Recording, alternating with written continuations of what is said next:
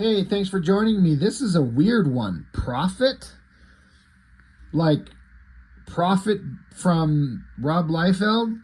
You know, the original creator of the character, first seen in Youngblood #2, where then the character just took over the main focus of the story, and Youngblood took a backseat to a secondary character in their own book. Um, this issue was put out in 2012, and I had completely missed the build up to the release of this series by this creative team. I just, I remember hearing about it in passing, a wild new take on the character. It's going to be completely different. I think it's continuing the numbering from the original Prophet series. Like, this is issue 22. I don't think it's the original issue, like the first issue. I'm certain it's not. I'm not sure what the original issue from this creative team is. I'm not sure how far the original Prophet series went, but I seem to remember that this book just continued the numbering from the original series after a big gap in time, and they just were going to do this really wildly different take on the character. How and why Liefeld thought this was a good idea, I would just love to know how that happened. He's probably got some interviews out there where he's explaining the how and why of him giving this the okay. And I'm not saying there's anything wrong with it. In fact, it's infinitely more interesting than almost anything that was going on in the Prophet books, that from what I have seen.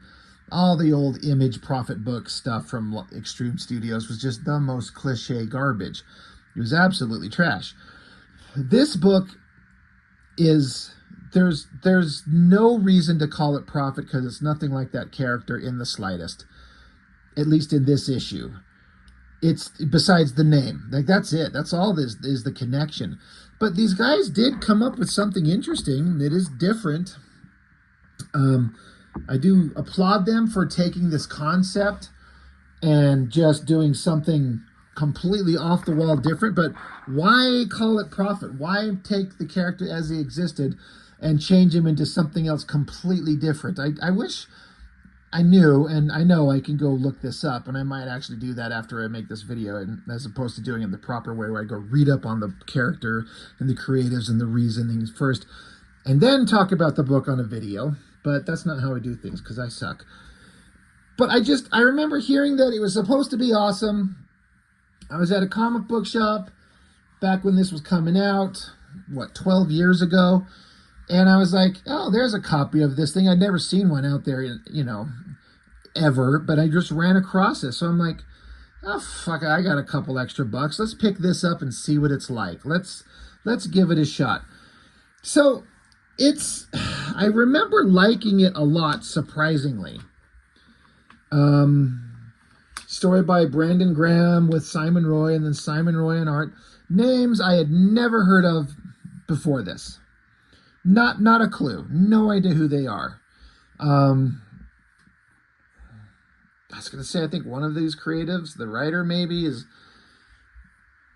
kind of had some rough times with social media and his opinions on stuff. I actually don't know for sure. I don't care. I don't care about that. I'm only here to talk about the work. I don't care about the person. So I do remember reading this, and it was so not what I was expecting. I kind of liked the concept and everything, that it kind of, the very weird, different kind of vibe that the book had. Now, I just reread this before we got going here, and I don't hold this in the same kind of reverence as I did when I first read it. I can't decide if it's a work of genius that's just beyond my understanding, or if it's pretentious garbage pretending to be genius. I don't know. It reads so differently, but that's good. You don't want the same old stuff. You want some variation. Like, show us something different. So in that respect, it's totally fine. It's just such an oddball thing. I don't really have the ability to explain it. I can't seem to remember, like, the character Prophet, again, if you remember what he looked like, you would never confuse these characters for being like this version here versus the one that you've seen in the books back in the day, years ago. He's got this weird colorful thing around him. I can't remember, it doesn't seem like it explains what it is in this book. I'm sure it probably explained it in issues before, and I do feel like I remember issues after this, it does explain what it is. I want to say it's some kind of like computer sentient thing that comes with them. I could be completely wrong. I just have this vague remembrance of what I thought that it might be. It's not just a piece of clothing. It's something that it has specific functions. So I don't know. I do know that I remember that I collected this book after this because I liked it so much back in 2012. I thought it was so interesting. I wanted to keep collecting it.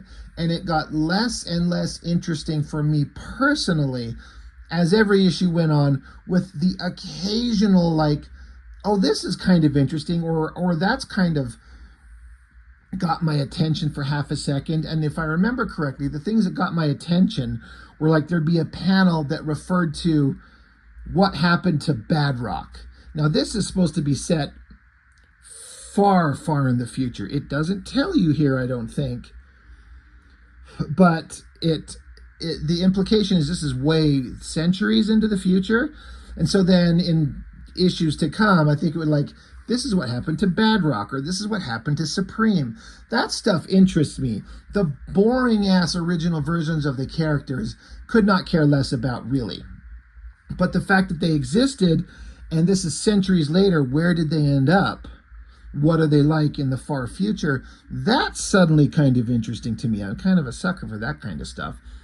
But anyway, just as a book, just to start out, I just picked up this random one. You got Prophet walking through this wasteland, and there's these like old, like rusting, ancient-looking machine parts lying around. So it's like technology has existed, but these things have been lying around forever. I'm like, okay, I'm all right, sure. And he's just rummaging through the technology. He's got this little floating box that comes with him, and this thing that on his shoulders, like I was talking about, I can't remember what it was, but it's like technological assistants that help him while he's wandering this wasteland. There's also this thing of this out in this world, there's these weird bug insects that are dangerous creatures that he has to avoid. He says behind him the buzz of insect wings. So, these things are dangerous. So again, it feels like there's certain elements as we get going into this book where it gave me little kind of hints of like John Carter on Mars vibes a little bit when he ends up fighting certain creatures. And it reminds me a little bit of some of the Matt Wagner Grendel Prime stories set way in the future in an apocalyptic desert wasteland. A badass warrior fighting other creatures, getting into weird situations. It kind of reminded me of some of that, just a little bit. And I'm not saying it as a critique on the creative guys, the writers. But like I said before, I can't decide if this is, as in terms of the story, like if it's actually really brilliant or just weird for the sake of being weird. And that type of stuff I'm not really interested in, where people just make the most off-the-wall shit just to make it so fucking unbelievably weird and odd and goofball that it doesn't make any sense, but it's almost for like shock value. Like, look, what a weird, whimsical thing we've made. Yeah, but does it make any sense? Is it going anywhere? I don't know. Also, the artist, Simon Roy, never heard of him before or since. I just never bothered to look him up. Like the complete opposite of like an Extreme Studios artist. And he's got all the skills of a guy who actually knows what he's doing. Great landscapes, believable details, expressions. He's got it all. It's certainly not going to be a thing that you flip it open and just go, oh my God, look how awesome that is. Like a young teenage kid in the 90s. You won't be finding that kind of artwork by this artist in here.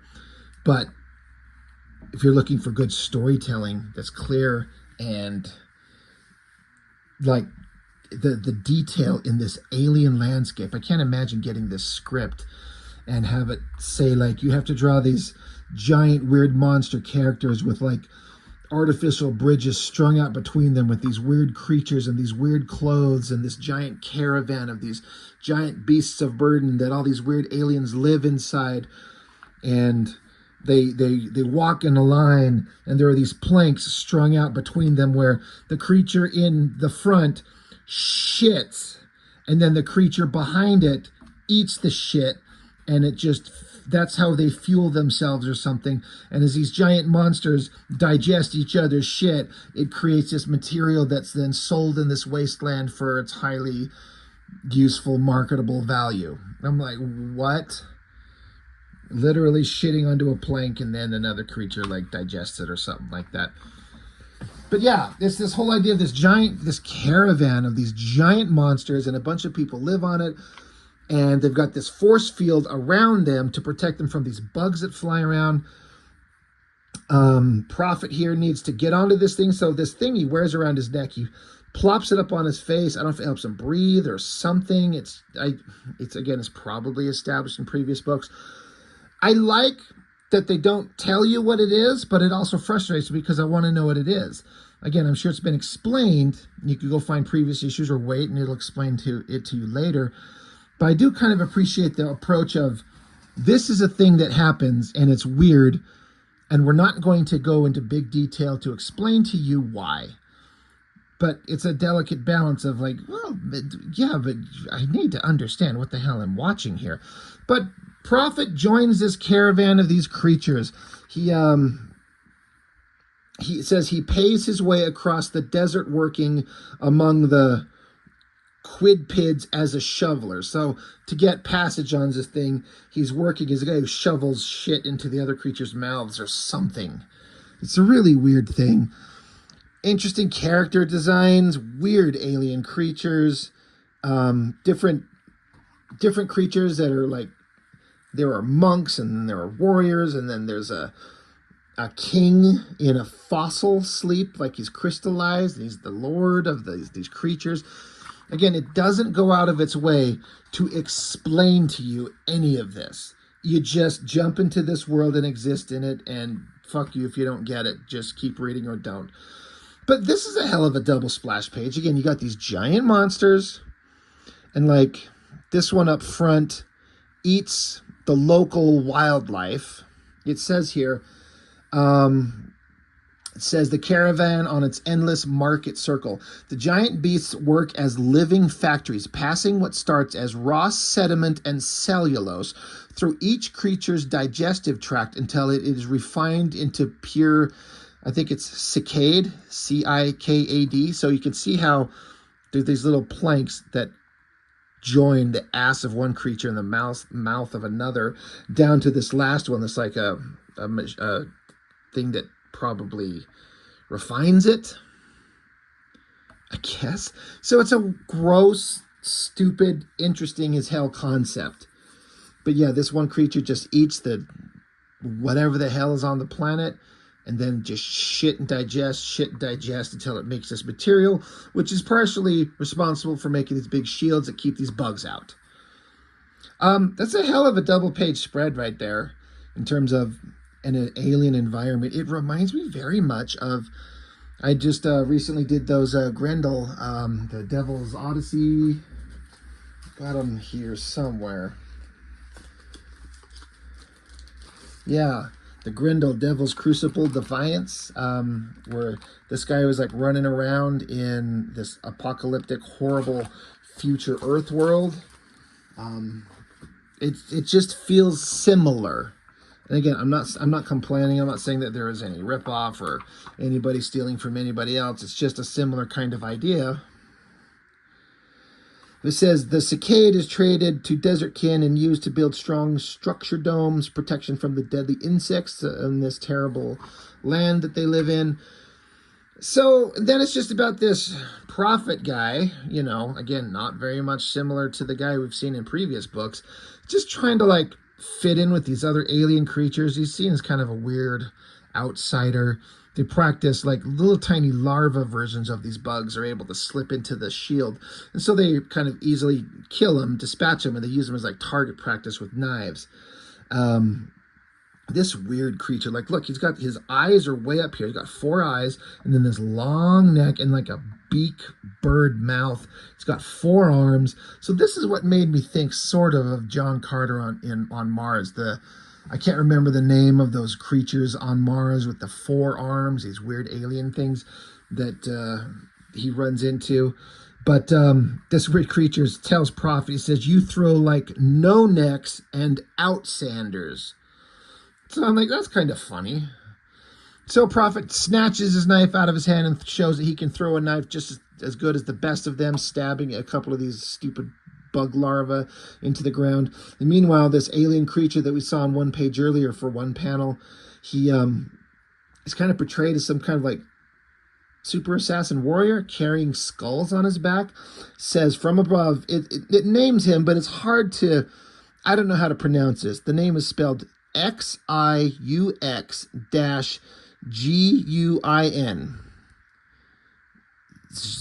I'm not even going to pretend to try and pronounce it. I'm just going to call him the assassin or the warrior, whatever the fuck. I'm not going to try and butcher that. But the assassin, he watches, admiring both John's skills and the shape of his skull, which I thought was a funny way to put it, because this guy's like, oh, he collects skulls. All right. So meanwhile, you got another shot of the exploding anus of the creature, of one of them, just shitting onto the planks. They have to keep shoveling it in there. And while Prophet's shoveling shit, he overhears some creatures above talking about how there's a plot to assassinate their king who's in his sleep, the fossil sleep. And John Prophet's, his inner thoughts are saying, the idea of his unseen host meeting an ambush does not sit well with John. So he decides to get involved. It says John waits, watching for as the fossilized king is brought out on a stage. One of these warriors sneaks towards the king unchallenged. In his head, John hears a voice. This is not his mission, but this is wrong. So John Prophet is on a mission of some type. Again, I've missed the issues previous to this, so I don't know what it is. It's not entirely necessary to know the exact details. You can always kind of piece it together later. But he's got things he's supposed to be doing, but he has to kind of, for the moment, live with these weird creatures. But someone's going to try and assassinate the fossilized king, so he gets involved before the guy can strike. So Prophet jumps down there, he's got his knife, and just chops the head off the thing. And then all the people that are watching, it says, for the first time in 7 generations of caravan royalty, the ceremony which sacrifices the old king for the reign of the new has been interrupted. It is unthinkable. So this is part of a ceremony they all knew that they were going to do, and is part of their ritual. The old guy's gone, they're going to install the new guy, and it's like a revered ceremony. And John didn't know that, and he fucked up. So now everyone's after him, kill him. So now he's got to run because he's stupid. Well, he's not stupid because he's running. He's stupid because he fucked up with their cultural norms that he didn't understand. Says he curses himself for risking the mission. The voice in his head agrees.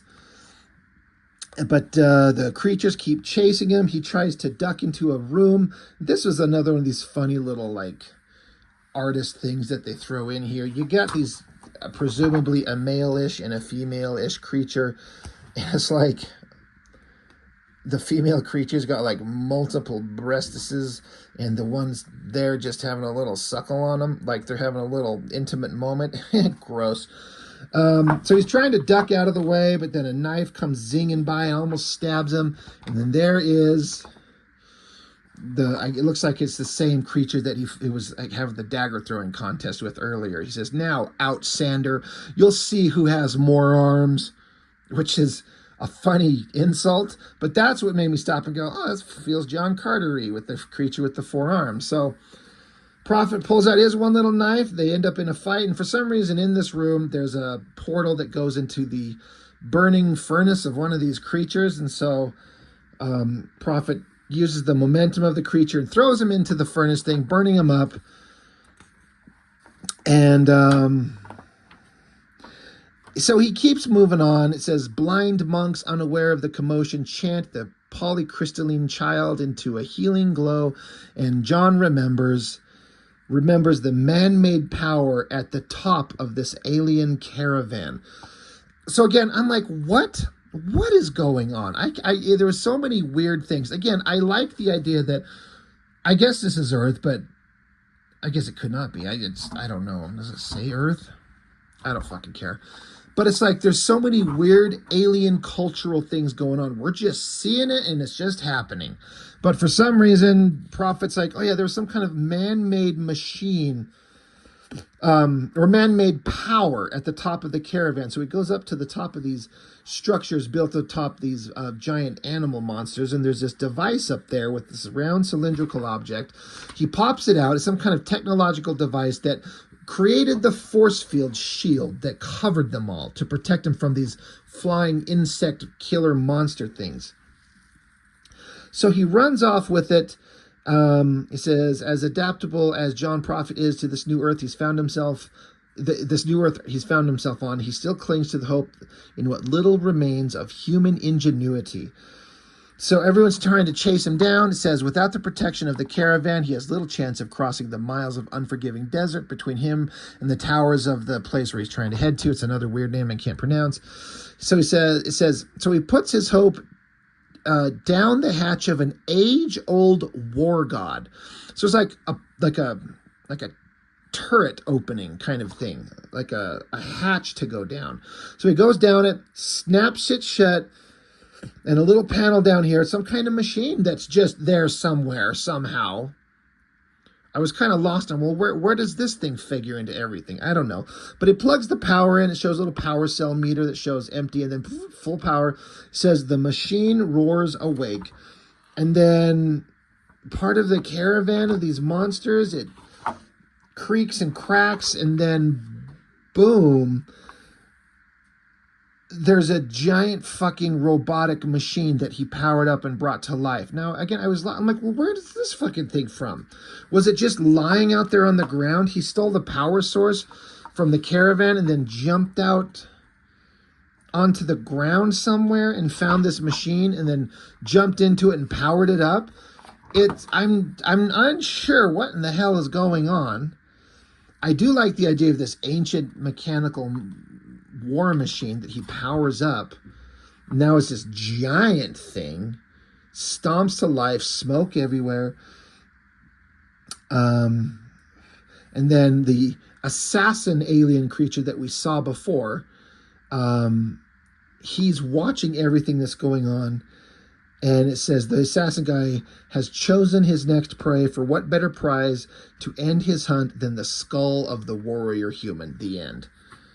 So again, I was reading this going, what the fuck did I just read? What?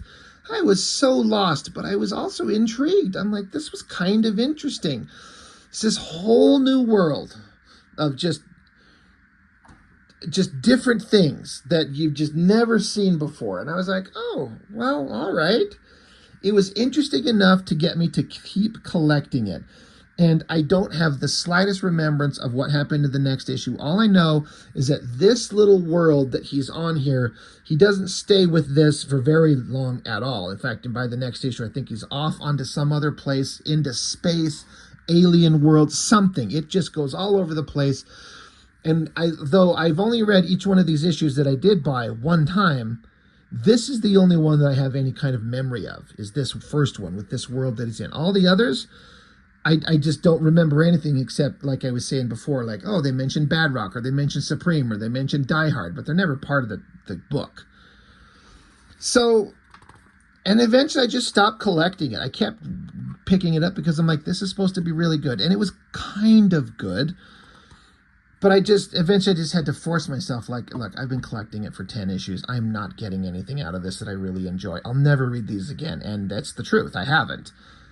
But I do have to say, I respect the artist, the coloring, the lettering, the writing. It's a very different, very weird, very odd, different kind of thing. And I applaud them for doing that. And as I understand it, I think it was pretty successful. It was pretty well received. To which, good. I am always all about comics being successful and it's something that's different, being well regarded. I think that's the way it should be. Even if I don't like it, it doesn't mean it's not any good. It's not my thing. And then there's some backup books. There's some interesting art in here. But this cartoony stuff is not anything I'm really particularly interested in. And that's it. So I know, Prophet, issue 22. It's just a weird oddity. I'll have to dig out the others and kind of, I doubt I'll go through them issue by issue. But, you know, we can kind of flip through all of them, you know, 2 or 3 in a video just to kind of get an idea what's in them. But again, it was popular. People seem to like it. That's what I kept hearing. Just a little bit too weird for me, but that's fine. We all have different tastes, and that's okay. Anyway, that's all I've got for now. Thanks for watching. I'll see you next time.